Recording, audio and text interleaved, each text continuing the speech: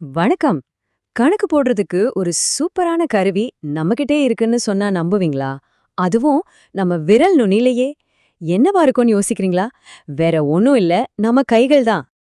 என்னது கைகள் கால்குலேட்டரா? ஆச்சரியமா இருக்குல்ல. ஆனா உண்மைதாங்க. இன்னும் கொஞ்ச நேரத்துல 9ஆம் வாய்ப்பாட்டுக்கு உங்க கைகளே எப்படி ஒரு சீக்ரெட் கால்குலேட்டரா மாத்தலாம் நீங்க கத்துக்க போறீங்க. சரி வாங்க, இந்த ட்ரிக் எப்படி வேலை செய்யுதுன்னு பார்க்கலாம். முதல்ல ஒரு சிம்பிளான உதாரணம் எடுத்துக்கலாம். 9 7ஆல பெருக்குனா என்ன வரும்? இப்போ நான் சொல்றத என் கூடவே சேர்ந்து செய்யுங்க.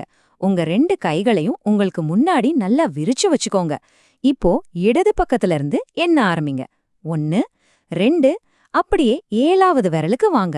அந்த 7ஆவது விரல மட்டும் மடக்கிக்கோங்க. செஞ்சிட்டீங்களா? சூப்பர். அவ்வளவுதான். இப்போ உங்களுக்கான விடை உங்க கையிலேயே ரெடியா இருக்கு.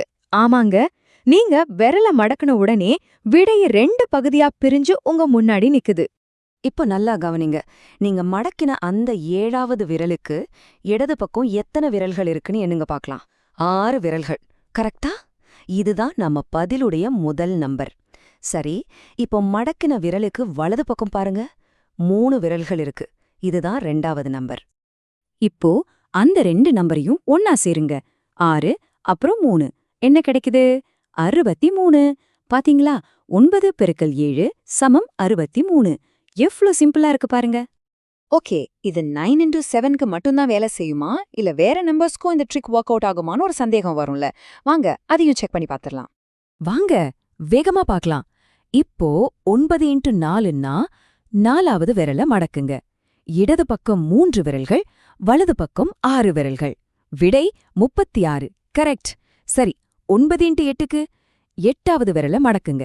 இடது பக்கம் 7 விரல்கள், வலது பக்கம் 2 விரல்கள். விடை 72. அடடா, இந்த ட்ரிக் எல்லாத்துக்கும் சூப்பரா வேலை செய்யுது. இந்த ஃபிங்கர் ட்ரிக் எப்படி இவ்ளோ கரெக்டா வேலை செய்யுதுன்னு நீங்க யோசிக்கலாம். இது ஏதோ மேஜிக்லாம் இல்லைங்க.